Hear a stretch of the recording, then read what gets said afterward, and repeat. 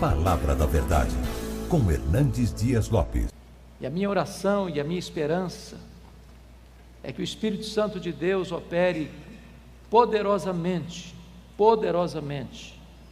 na nossa vida, no nosso coração, nesta conferência, para que saiamos daqui fortalecidos, reanimados, cheios do Espírito, com a disposição de buscarmos este avivamento até que Ele venha. Eu quero partilhar com você o texto que está em Apocalipse, capítulo 1. Eu peço que você abra comigo, versos 9 a 13. Apocalipse, capítulo 1, 9 a 13.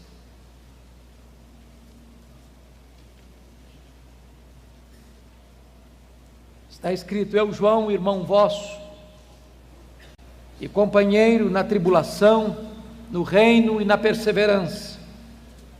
Em Jesus achei-me na ilha chamada Patmos por causa da palavra de Deus e do testemunho de Jesus.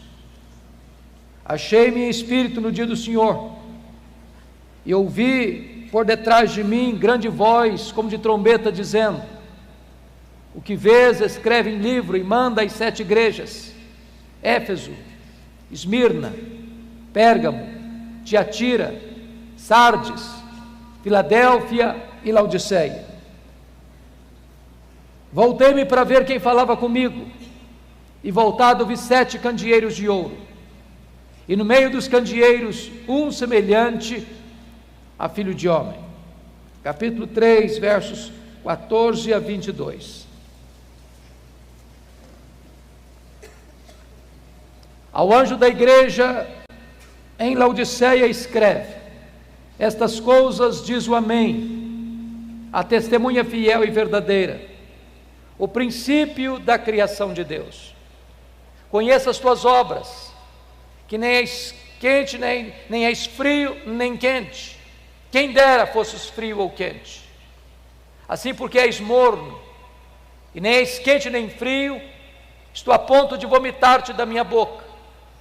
Pois dizes: estou rico e abastado, e não preciso de coisa alguma, e nem sabes que tu és infeliz, sim, miserável, pobre, cego e nu. Aconselho-te que de mim compres ouro refinado pelo fogo, a fim de te enriqueceres, vestiduras brancas para te vestires, a fim de que não seja manifesta a vergonha da tua nudez, e com lírio para ungir os teus olhos, a fim de que vejas. Eu repreendo e disciplino a quantos amo. Sê, pois, zeloso e arrepende-te. Eis que estou à porta e bato. Se alguém ouvir a minha voz e abrir a porta, eu entrarei e cearei com ele, e ele comigo. Ao vencedor dar-lhe-ei sentar-se comigo no meu trono, como eu venci e sentei com o meu Pai no seu trono. Quem tem ouvidos, ouça o que o Espírito diz às igrejas. Amém.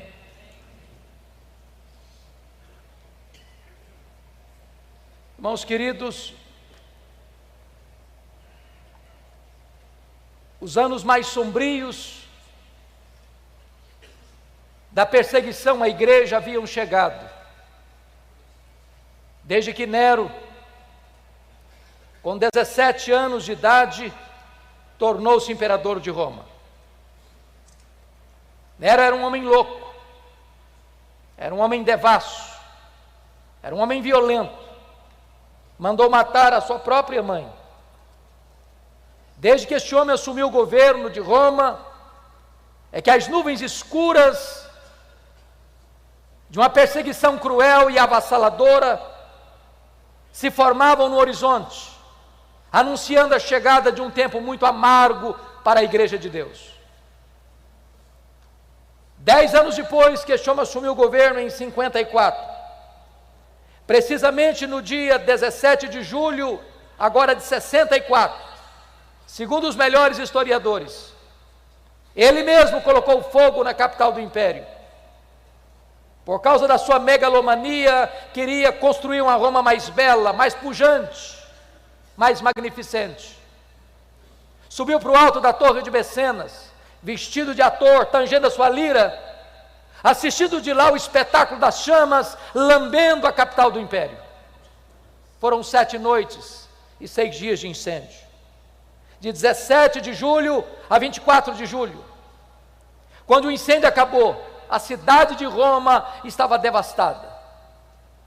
Dos 14 bairros de Roma, 10 deles foram destruídos pelas chamas. Os 4 bairros restantes, densamente povoados por judeus e cristãos, dão a Nero um álibi para botar a culpa do incêndio de Roma nos cristãos. E começa então uma brutal e sangrenta perseguição contra a igreja. Os historiadores afirmam que faltou madeira para se construir cruz, tamanha quantidade de crentes que foram crucificados em Roma. Uma verdadeira chacina, um verdadeiro banho de sangue. 2 anos depois, ano 66, explode uma rebelião dos judeus em Cesareia Marítima, porque uma sinagoga fora profanada e os zelotes, que nunca foram favoráveis ao governo de Roma em Israel, rebelaram-se contra Roma. E Roma manda para lá o general Tito, para tentar controlar aquele motim, aquela revolta, aquela rebelião. 2 anos depois, ano 68, o Senado depõe o imperador Nero. Nero tira sua própria vida. 2 anos depois, ano 70, a rebelião em Israel se torna incontrolável. Então o general Tito cerca a cidade de Jerusalém. Ninguém pode entrar, ninguém pode sair.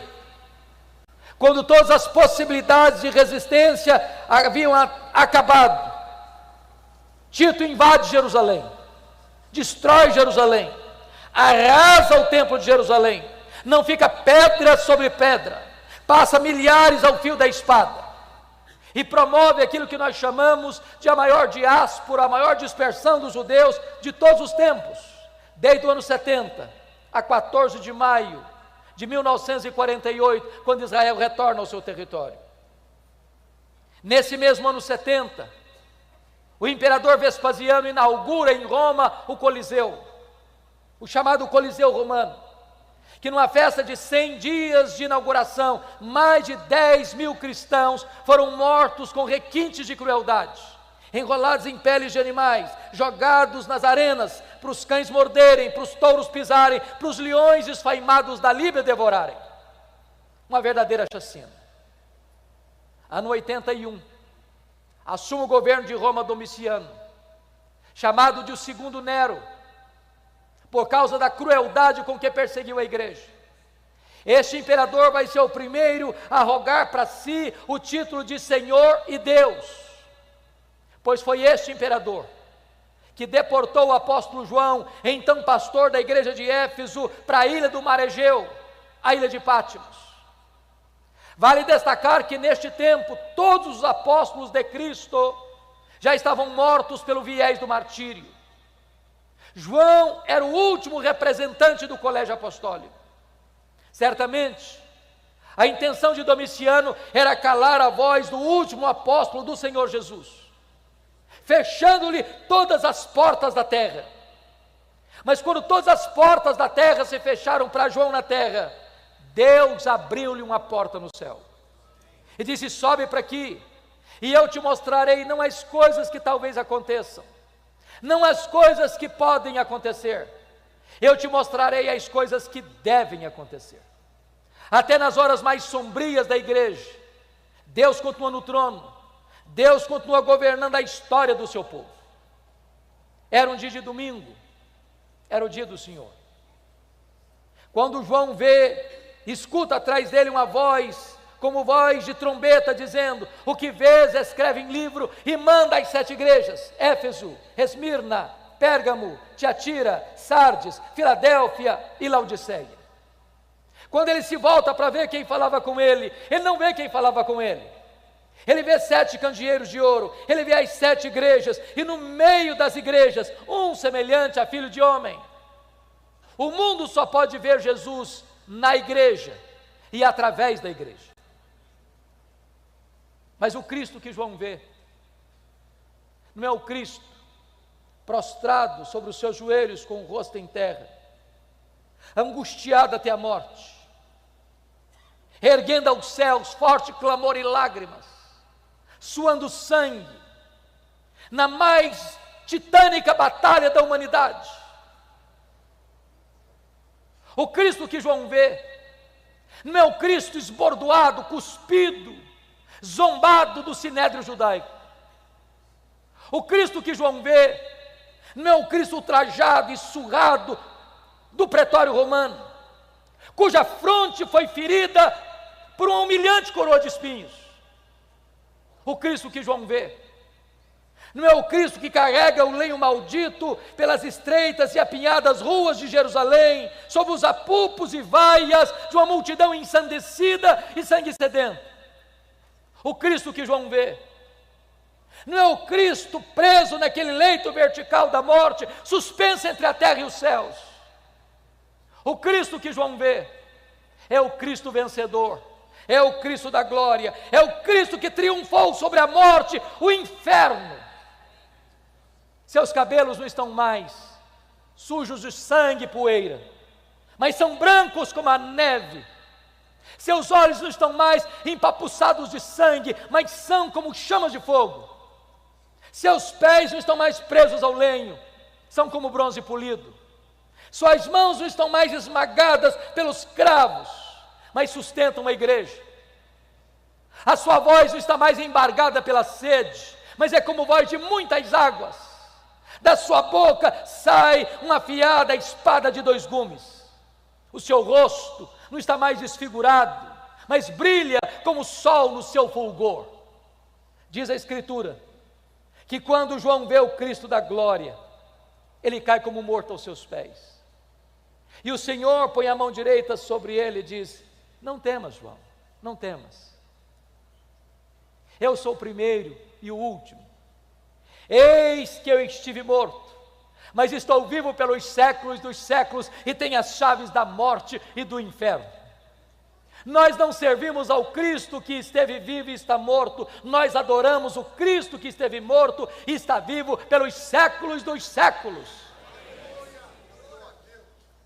No capítulo 1, versículo 13, João vê o Cristo da glória no meio das igrejas. E eu quero dizer para você nesta noite, que Jesus está aqui no nosso meio. E é porque Ele está aqui que você e eu estamos aqui. É porque Ele está aqui que nós temos uma grande expectativa, uma enorme esperança de que Deus pode nos visitar e trazer sobre nós um poderoso reavivamento espiritual.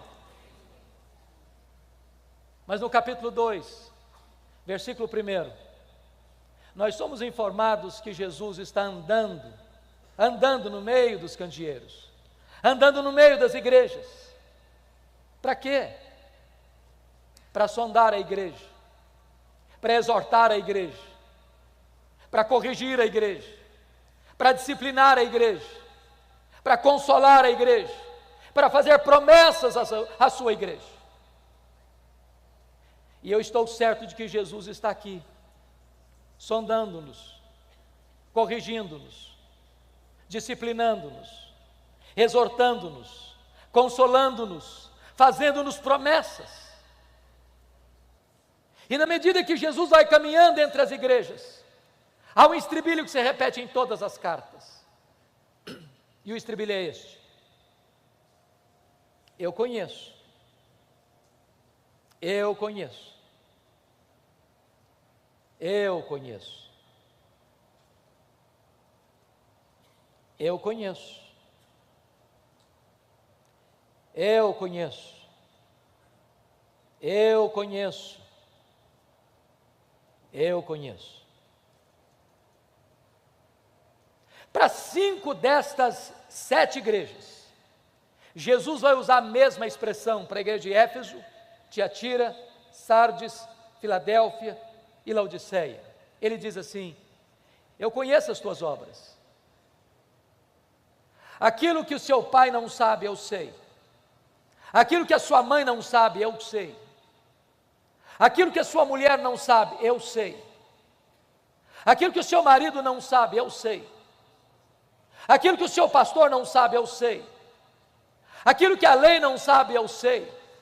Aquilo que você fechou a porta do quarto para ninguém ver, eu estava lá. Ninguém pode esconder nada daquele cujos olhos são como chamas de fogo.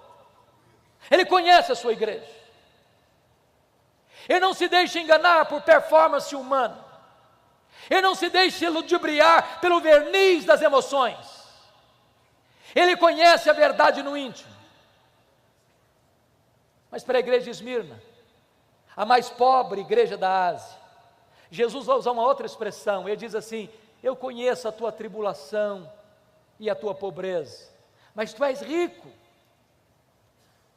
Me conforta isso, porque Jesus também conhece as suas dores, os seus gemidos, os seus soluços, as suas noites indormidas, as suas madrugadas insones, as angústias que assaltam o seu peito, as dores profundas que latejam em sua alma. Jesus conhece.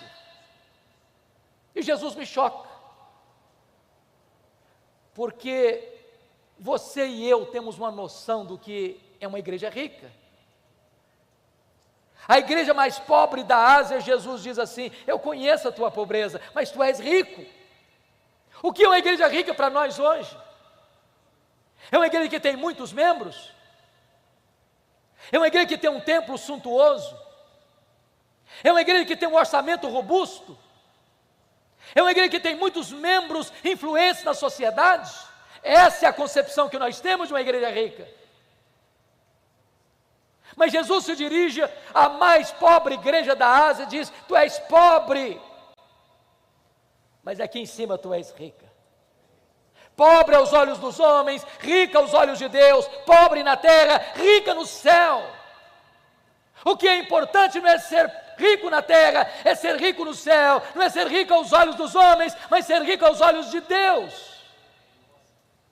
Por outro lado, a igreja mais rica da Ásia, a igreja que dizia para si mesma: eu sou rica, eu estou abastada, eu não preciso de nada. Jesus olha para essa mesma igreja e faz um outro diagnóstico e diz: tu és pobre, miserável, cego e nu. Mas para a igreja de Pérgamo, Jesus vai usar uma outra expressão. Ele vai dizer assim: eu conheço o lugar onde tu habitas, onde está o trono de Satanás. E eu não sei se você já perguntou por que Jesus disse isso sobre Pérgamo. Vocês sabem que Pérgamo era a segunda maior cidade da Ásia, só perdia para Éfeso, que era a capital. Quando se disputava na Ásia Menor que cidade construiria o primeiro templo de adoração ao imperador romano como uma divindade, Pérgamo ganha a concorrência e constrói o primeiro templo de adoração ao imperador na Ásia Menor. Muito provavelmente o que Jesus está dizendo é o seguinte: qualquer lugar onde você coloca um homem no pedestal, qualquer lugar onde tem culto à personalidade, qualquer lugar onde você coloca o homem no centro das atenções, aí está o trono de Satanás, porque todo o humanismo antropocêntrico, todo o humanismo que adora o homem, coloca o homem no centro, aí está a ação e o trono de Satanás. Porque Deus não divide a sua glória com ninguém. Mas muito provavelmente, em segundo lugar, Jesus disse isso sobre Pérgamo, porque Pérgamo era a sede do culto a Esculápio. Lá ficava o templo de Esculápio. E Esculápio era conhecido como Deus da cura. E o símbolo deste Deus pagão era uma serpente. É por isso que até hoje, quando você vai ao seu médico, você vai ver bordado no jaleco branco de seu médico uma serpente. Isso vem de Pérgamo. Isso vem de Esculápio. Isso vem do Deus da cura. Muito provavelmente o que Jesus está dizendo é o seguinte: qualquer lugar onde uma pessoa venera uma imagem criada e forjada pela mente e pelas mãos humanas, aí está o trono de Satanás. Porque o ídolo é nada, ele é gesso, ele é mármore, ele é pedra, ele é prata, ele é ouro. Ele tem boca e ele não fala, ele tem pés e ele não anda, ele tem mãos e ele não apalpa, ele tem olhos e ele não enxerga, mas por trás do ídolo estão os demônios. O que é magnífico é que onde Satanás tem um trono, ali Jesus planta uma igreja para adorar e servir o Rei dos Reis e o Senhor dos Senhores. Jesus está andando no meio das igrejas, e Ele está andando entre nós nessa noite. E na medida que Jesus vai caminhando entre as igrejas, Ele tem elogios a fazer, Ele tem censuras a fazer. Para 2 igrejas, apenas elogios, nenhuma censura. Para quais igrejas? Para Esmirna, a mais pobre. Para Filadélfia, a mais fraca. Jesus se dirige à igreja de Filadélfia dizendo: eu conheço as tuas obras, tu tens pouca força, mas eu coloquei diante de ti uma porta aberta, e a porta que eu abro, ninguém fecha, e a porta que eu fecho, ninguém abre. O que é importante não é ser forte na terra, o que é importante é ser fiel ao Deus Todo-Poderoso. Mas para 4 igrejas, Jesus vai fazer elogios e censuras. Por exemplo, Jesus elogia a igreja de Éfeso pela sua firmeza teológica, pela sua fidelidade doutrinária, pelo seu zelo pela sã doutrina. Uma igreja que não suportava os falsos apóstolos, uma igreja que não tolerava as obras dos nicolaítas, uma igreja que não transigia com a verdade, uma igreja que não aceitava abrir as portas para a heresia, para os falsos ensinos. Jesus elogia aquela igreja pelo seu zelo pela verdade. Com isso, Jesus está nos ensinando que uma igreja jamais pode agradá-lo se essa igreja não é fiel às Escrituras, se essa igreja não é zelosa pela verdade, se essa igreja não tem compromisso inarredável com a sã doutrina. Você e eu não temos o direito de mudar a mensagem e torná-la mais palatável para agradar a freguesia. A palavra de Deus deve ser pregada com integridade, com fidelidade, porque o papel da igreja não é ser popular, é ser fiel. Jesus, entretanto, se dirige a esta igreja dizendo: tenho, porém, contra ti uma coisa, é que tu abandonaste o teu primeiro amor.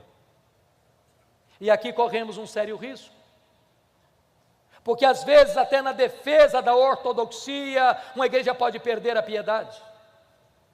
Mantém a ortodoxia intacta, mas não tem mais vida, mas não tem mais entusiasmo, mas não tem mais brilho nos olhos, mas não tem mais calor espiritual.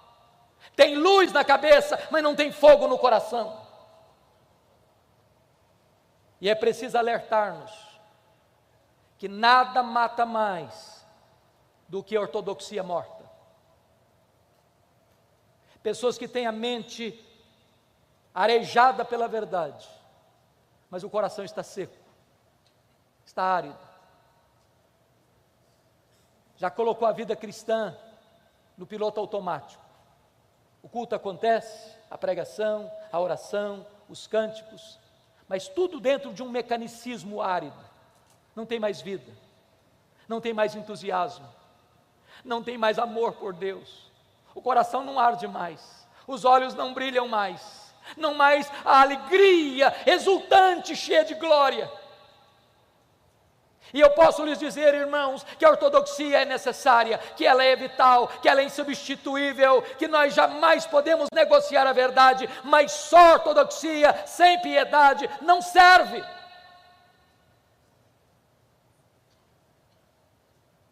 Jesus se dirige à igreja de Tiatira, e ele elogia aquela igreja, porque agora quando escreve, esta igreja tem mais fé, mais obras e mais amor do que lá atrás quando ela começara.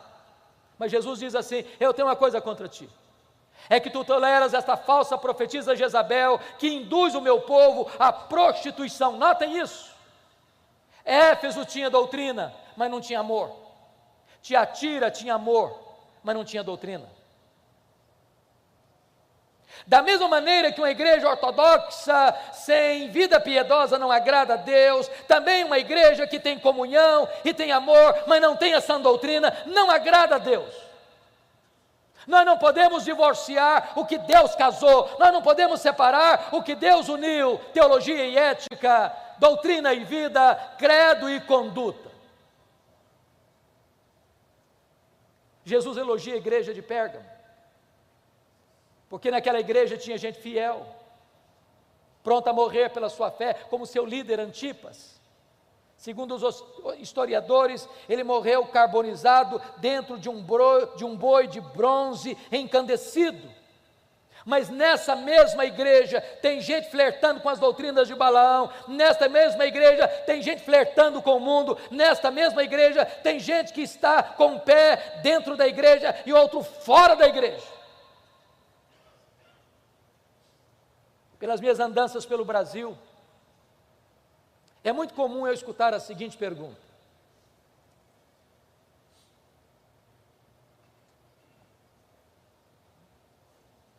qual a avaliação que o senhor faz da igreja evangélica brasileira? Sabendo que eu sou um pastor presbiteriano, às vezes me pergunto assim: qual a avaliação que o senhor faz da igreja presbiteriana do Brasil? Talvez, às vezes a pergunta é mais interessada, mais específica: qual é a avaliação que o senhor faz da igreja? O senhor tem o privilégio de pastorear. E a minha resposta é sempre a mesma. Eu respondo assim: vai muito bem, muito bem. Vai mais ou menos, mais ou menos. Vai muito mal, muito mal, muito mal. Sabe por que eu respondo assim? Porque numa mesma igreja, que escuta o mesmo pastor, que se assenta ao redor da mesma mesa do Senhor, que canta no mesmo conjunto coral, tem gente cheia do Espírito Santo, tem gente capengando na fé, tem gente vivendo em pecado, numa mesma congregação. Jesus está andando no meio da sua igreja, ele conhece a sua igreja. Ele elogia a igreja de Sardes. Aquela igreja tinha um nome na cidade, uma igreja viva. Hoje talvez diríamos uma igreja avivada. Talvez a sua liturgia fosse empolgante. Talvez a música fosse eletrizante, talvez as emoções transbordassem. Mas Jesus olha para essa igreja que tem o nome de que é uma igreja avivada e diz: não, isso não passa de um verniz, você está morta. Tem poucos, apenas poucos, que ainda não contaminaram as suas vestiduras. E com isso Jesus me ensina 3 verdades. Primeiro, ele me choca. Sabe por que me choca? Porque a igreja que diz que é pobre, Jesus não, você é rica. A igreja que diz que é rica, Jesus não, você é pobre. A igreja que diz que é viva, Jesus não, você está morta. A igreja que diz que é fraca, Jesus não, mas eu coloquei diante de você uma porta aberta. Então, 3 coisas eu aprendo. Primeiro, o que é importante não é o que você pensa a seu respeito. O que é importante não é o que as pessoas dizem a seu respeito. O que é importante é o que Jesus diz a seu respeito. Jesus não tem uma opinião a seu favor, a seu respeito. Jesus tem o diagnóstico. Ele conhece as nossas obras. Mas, queridos irmãos, para uma igreja não tem elogio nenhum, apenas censuras. Que igreja é essa? Laodiceia. Eu peço que você vá comigo agora para o capítulo 3. É curioso que a igreja que recebe apenas censura de Jesus, que mais fez Jesus sofrer, é a igreja que tem a melhor opinião de si mesma de todas as 7 igrejas. Tem a melhor autoavaliação. Essa igreja se olhava no espelho e dizia assim: estou bem na fita. Ela aplaudia a si mesma. Ela formava um grande coro diante do espelho para cantar o hino: quão grande és tu.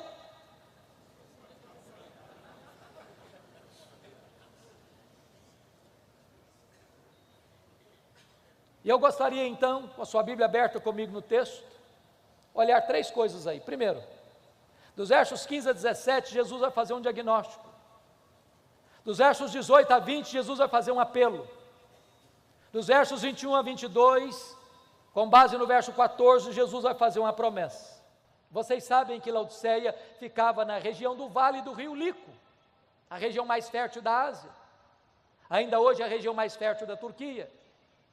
Vocês sabem que naquele vale ficavam 3 cidades, Hierápolis, Colossos e Laodiceia, distante uma da outra 9 quilômetros.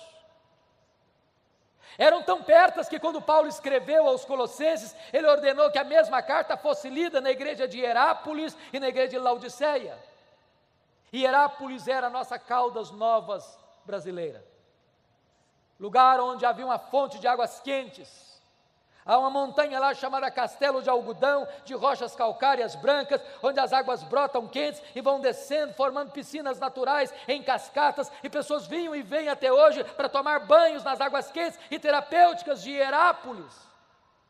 Do outro lado do rio, em Colossos, havia fontes de águas frias e geladas, também terapêuticas.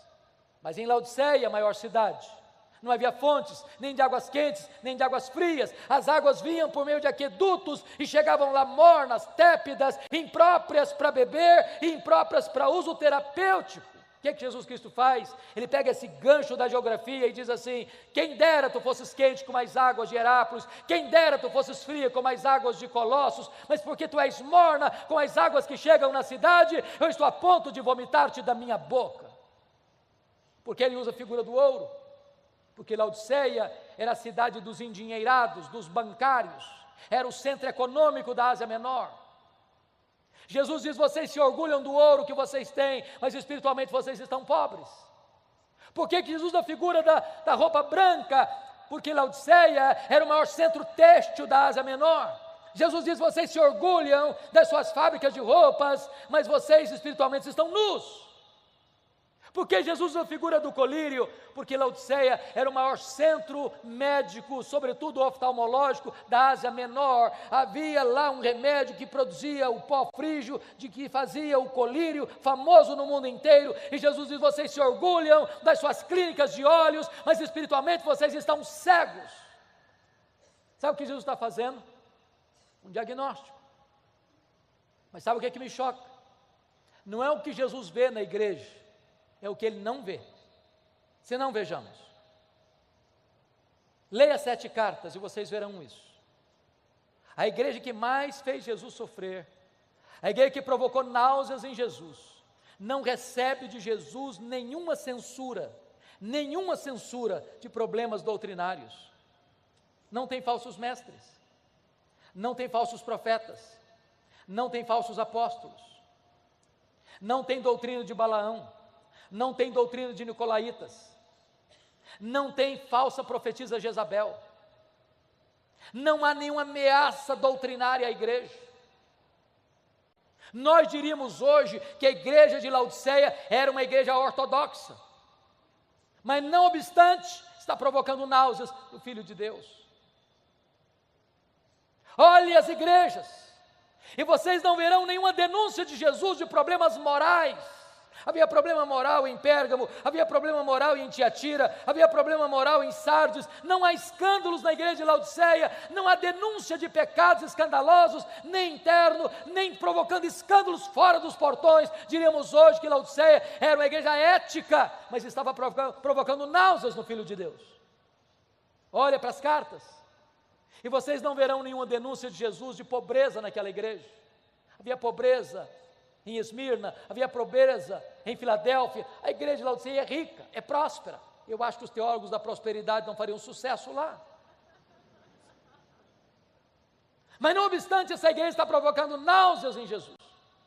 Olha as cartas e vocês verão que não há denúncia de Jesus de perseguição, nem política e nem religiosa em Éfeso, na cidade de Laodiceia. Havia perseguição religiosa em Éfeso, havia perseguição política em Pérgamo. Essa igreja está em paz, mas está provocando náuseas no Filho de Deus. Irmãos queridos, eu quero crer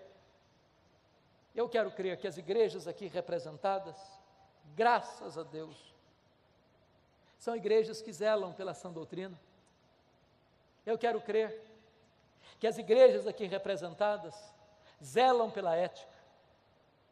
Eu quero crer que as igrejas aqui representadas são igrejas prósperas. Eu quero crer que as igrejas aqui representadas vivem em paz. Eu quero dizer que a ortodoxia é uma bênção. Eu quero dizer que o zelo pela ética é uma bênção. Eu quero dizer que a prosperidade que vem de Deus é uma bênção. Eu quero dizer que a paz é uma bênção. Mas mesmo a igreja ortodoxa, ética, que está vivendo prosperamente e em paz, ela pode estar provocando náuseas no Filho de Deus. Então resta-nos uma pergunta: o que é que Jesus viu na igreja de Laodiceia que deu náuseas nele? Só uma coisa, irmãos: falta de fervor espiritual, apatia, mornidão, falta de entusiasmo, falta de vibração, falta de brilho nos olhos, falta de fogo no coração, falta de zelo pelas coisas de Deus. É colocar a vida cristã no piloto automático, é permitir que um mecanicismo árido domine a igreja. E eu tenho rodado este país de norte a sul, de leste a oeste. Tenho pregado em mais de 1000 igrejas das mais diversas denominações do nosso país. E eu não tenho dúvidas, irmãos, de que o problema da igreja evangélica brasileira é falta de fervor espiritual. E eu não estou falando de emoções. Em muitos lugares elas transbordam. Noutros lugares elas minguam. Eu estou falando de fervor, que, como já foi dito neste culto, não é produzido pelo homem, só o Espírito de Deus pode produzir. Falta fervor, queridos, falta quebrantamento, falta choro pelo pecado, falta arrependimento genuíno, falta fome de Deus, falta sede pela palavra, falta oração, falta avivamento. Eu temo, irmãos, eu temo que haja uma onda de secularização avançando galopantemente para dentro das igrejas evangélicas deste país. O índice de divórcio dentro das igrejas cristãs hoje é quase o mesmo fora das igrejas. O número de gente que vai para a cama com o namorado e com a namorada dentro das igrejas hoje é quase o mesmo fora das igrejas. A quantidade de crente desonesto, mentiroso, que dá cheque sem fundo e não tem compromisso com a ética dentro das igrejas hoje é quase o mesmo fora das igrejas.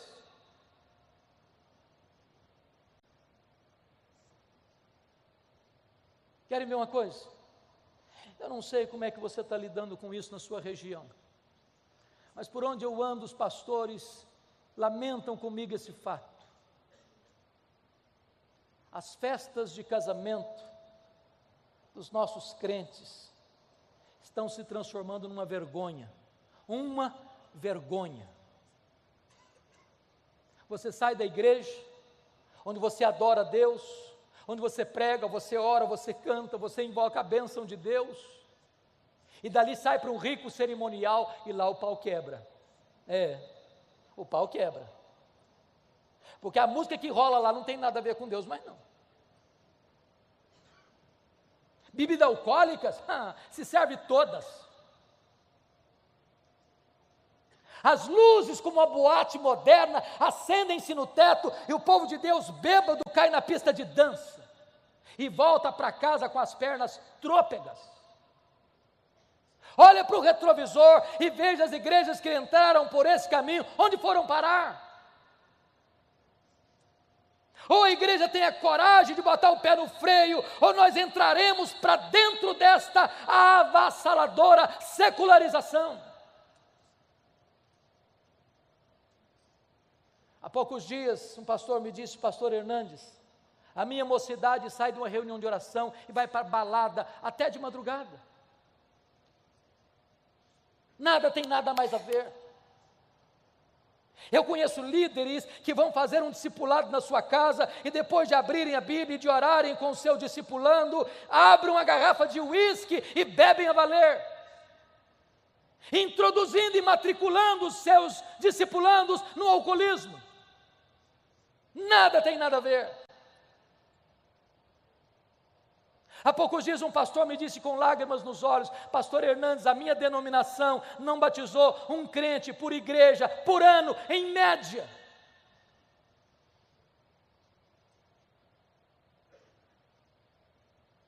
Meus amados irmãos,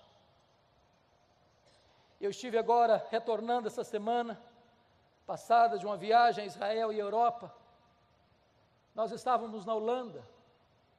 E a pessoa que nos acompanhava, dando um relatório da situação da Holanda, disse: até 1960, a Holanda era um país protestante, onde os crentes lotavam as igrejas.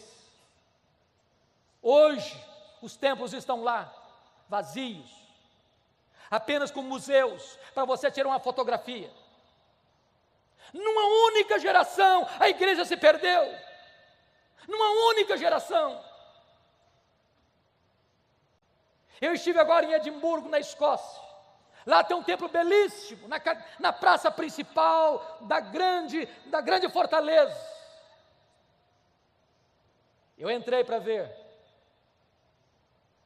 O templo era cristão, evangélico, mas lá dentro tinha um bar. O templo transformado num bar. Eu só pude chorar em ver aquela cena.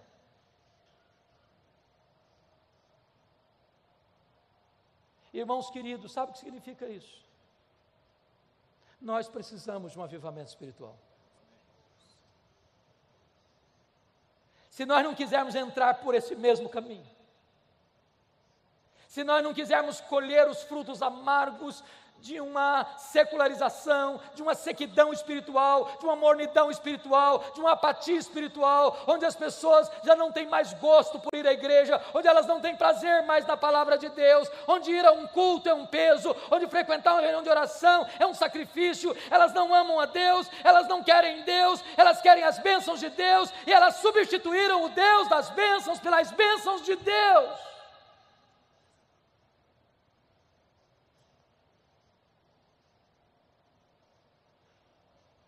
Depois que Jesus Cristo faz esse diagnóstico, Ele vai fazer um apelo. E Ele começa no verso 18 assim: aconselho-te, que de mim compres ouro refinado pelo fogo, para te enriqueceres, vestiduras brancas, para te vestires, a fim de que não seja manifesta a vergonha da tua nudez, e colírio para ungir os teus olhos, a fim de que vejas. E Jesus está me ensinando aqui o segredo, o caminho da restauração do fervor espiritual, porque está dizendo: aconselho-te que tu compres de mim, e Ele que é o dono da igreja, e Ele que é o cabeça da igreja, e Ele que manda na igreja, se apresenta como um mercador, dando conselhos. Ele tem um produto para vender, o produto é vital, e o preço é de graça.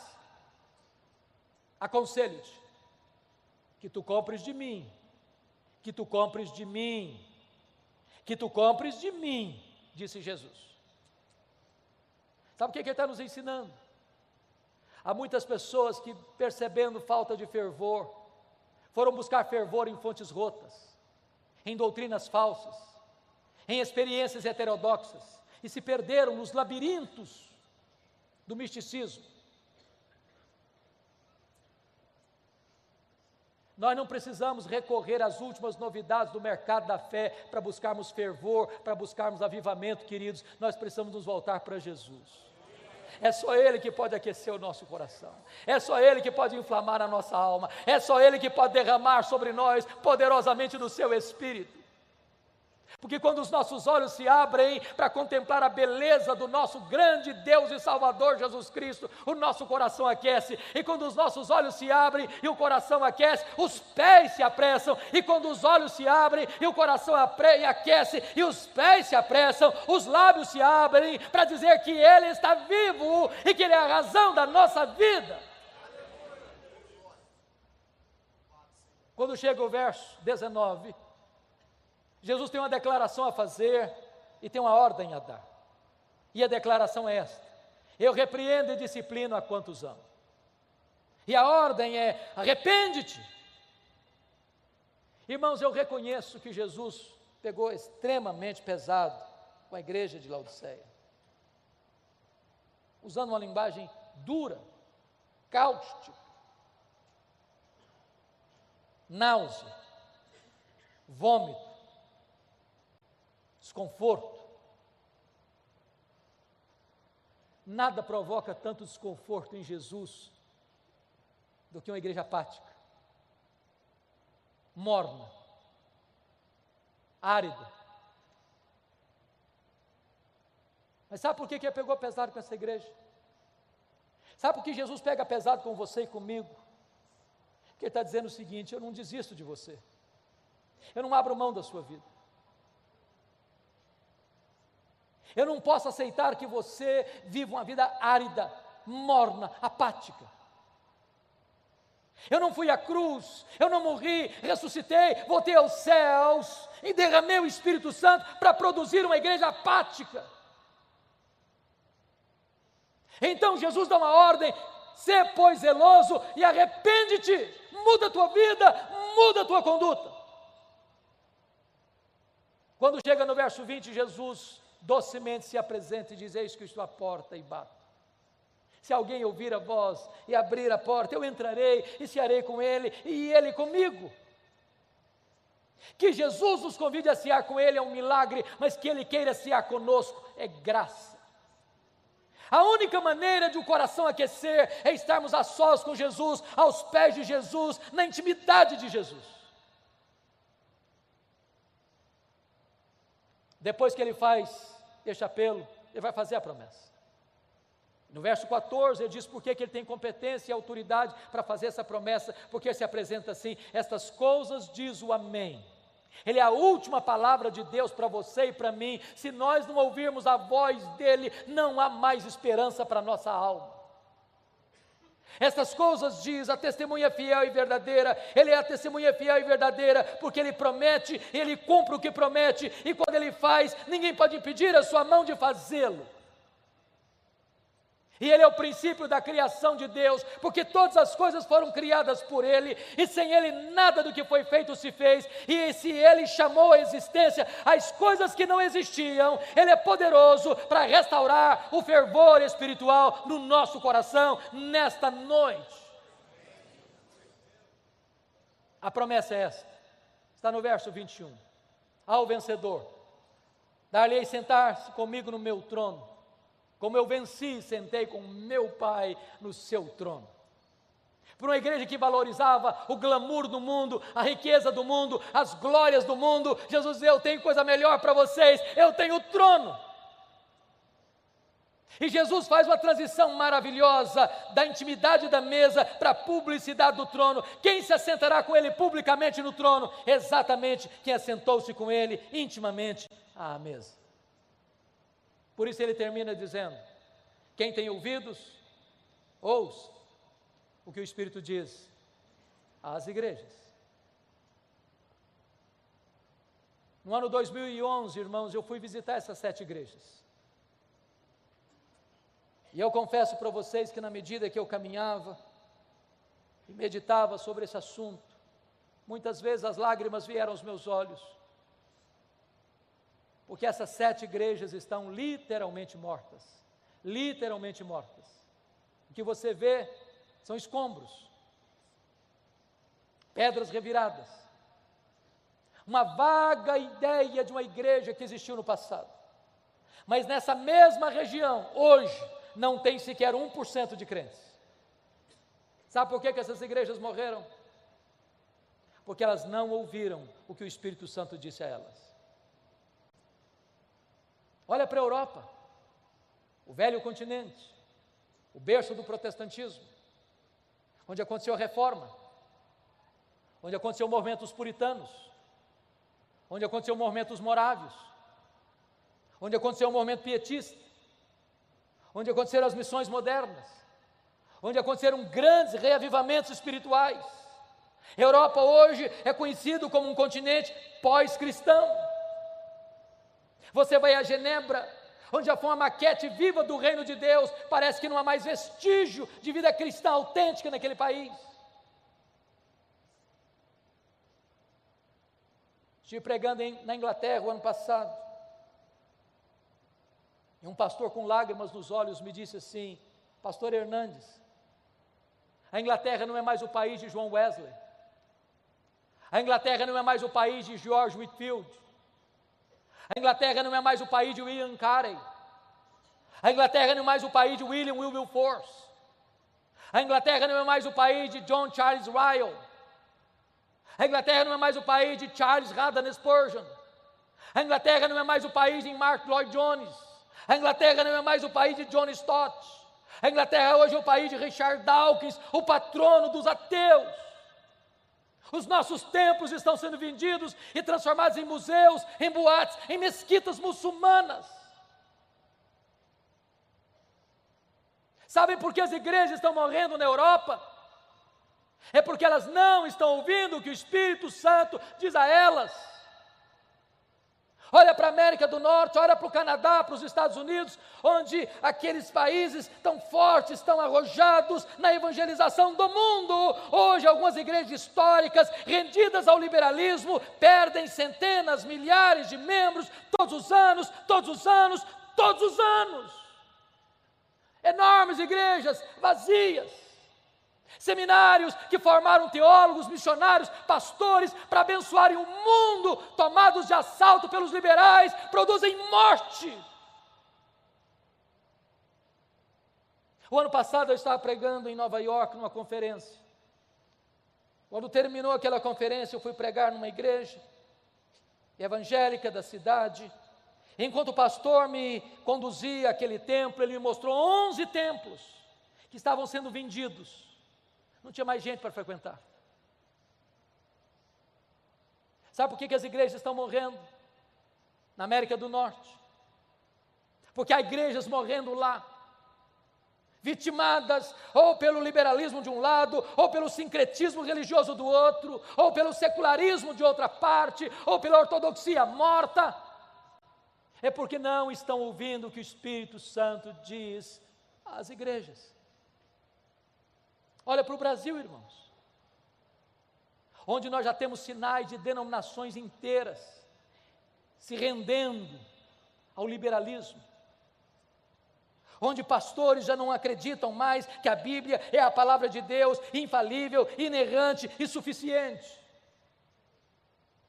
Igrejas que, em vez de avançarem contra as portas do inferno, já estão dando marcha ré e perdendo membros ano após ano. Olha para o Brasil, e você vai ver mega templos lotados e lotados de multidões e multidões, mas aí não tem evangelho, não se prega sobre a graça, não se prega sobre a cruz, não se prega sobre o novo nascimento, não se prega sobre a justificação pela fé, não se pregam sobre a santificação, não se prega sobre o Espírito Santo, não se prega sobre as bem-aventuranças eternas, não se prega sobre a condenação eterna, não tem evangelho, e onde não tem palavra de Deus, não tem o Deus da palavra. Olha para o Brasil, e você vai ver denominações históricas que, embora mantenham a ortodoxia, mas muitas delas já perderam o fervor, já perderam o entusiasmo, já estão secas, já estão áridas, já estão mornas, já estão apáticas, precisando de um sopro de vida. Oh, irmãos, nós precisamos de um avivamento espiritual, nós precisamos de um sopro do céu. Nós precisamos do vento impetuoso do Espírito para soprar as cinzas, para reacender as brasas, para levantar um fogo santo que queima, que limpa, que purifica e que alastra em nome de Jesus.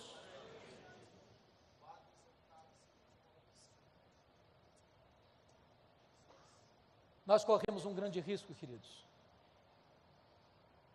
porque a cada 3 gerações uma igreja pode correr o risco de entrar num processo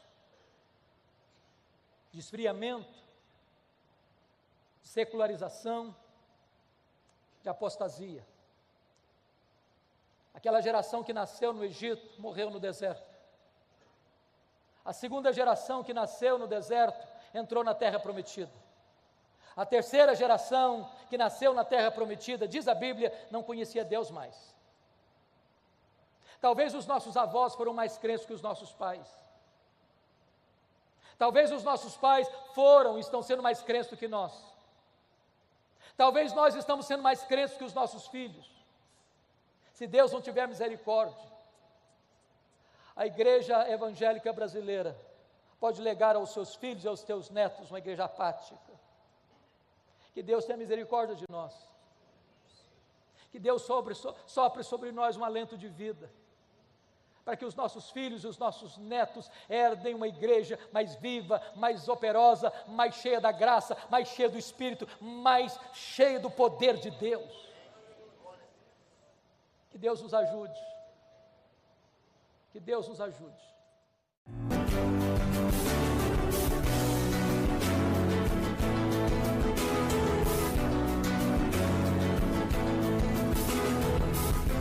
Palavra da Verdade, com Hernandes Dias Lopes.